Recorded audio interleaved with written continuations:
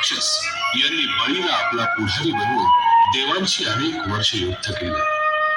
देवांनीही इंद्राला प्रधानपद देऊन बळीचा युद्धात पराजय केला। बळीने भृगु ऋषींना आचार्य पद देऊन त्यांच्या सहाय्याने संपूर्ण पृथ्वी, स्वर्गलोक आणि पाताल यावर आपले राज्य प्रस्थापित केले। तो तिन्ही लोकांचा चक्रवर्ती झाला। त्याने 99 अश्वमेध करून 100वा अश्वमेध करण्यास प्रारंभ केला।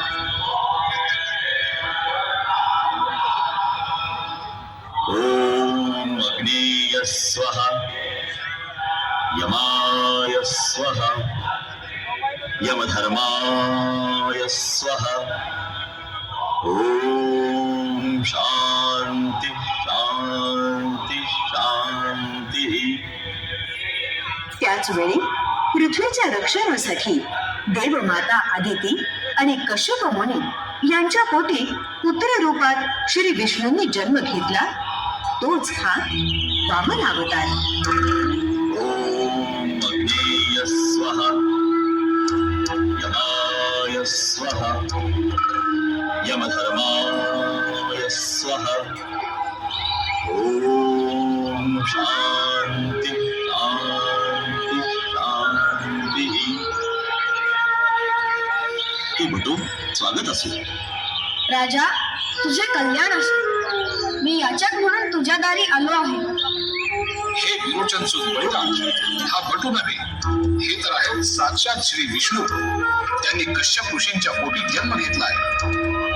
वा वा वा, साक्षात भगवान विष्णूंनी जन्म घेतलाय। जय हो प्रभू, जय हो। लक्षात घे, केवळ तुझे निर्दालन करण्यासाठीच ते दान मागतील। तुझा विनाश हाच त्यांचा जन्म हेतू आहे बळीराज।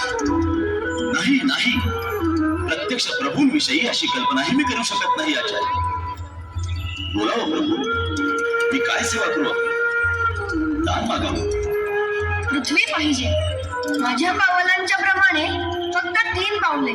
तुझी राजलक्ष्मी हरण करण्यासाठीच हे 3 पावलाचं दान मागतोय हा मायावी वामन। तुझे कपट माझ्या समोर चालणार नाही वामना। जा, चालता हो इथून। थांबा प्रभू, थांबा, जाऊ नका। आचार्य, हे त्रैलोक्याचे स्वामी, मी फक्त या पृथ्वीचा स्वामी। हे महाबली, मी फक्त बळी। त्यांनी दान न घेता जाणं माझ्या धर्माला बाधा आणणारे ठरेल। मी विरोचन पुत्र बळी, या क्षणी तुम्हाला 3 पावलं पृथ्वी दान देत आहे। ब्रह्मार्पणमस्तु, ब्रह्मार्पणमस्तु, ब्रह्मार्पणमस्तु।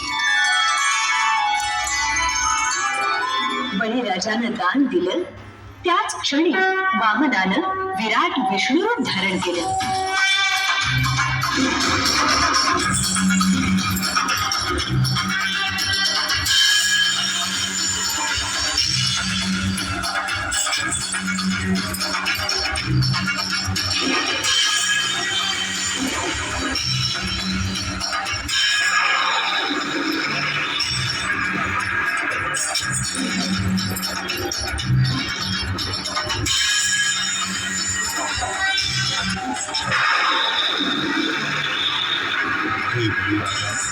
आता 3रं पाऊल मी कुठे ठेवू? हे देवाधिदेवा, तुम्ही सर्वांचे पालन करता। आज देखून भाग्यवान आहे। अनेक तप करून जे साध्य होत नाही ते श्रीहरी दर्शन मला झालं। आता 3रं पाऊल माझ्या मस्तकावर ठेवा।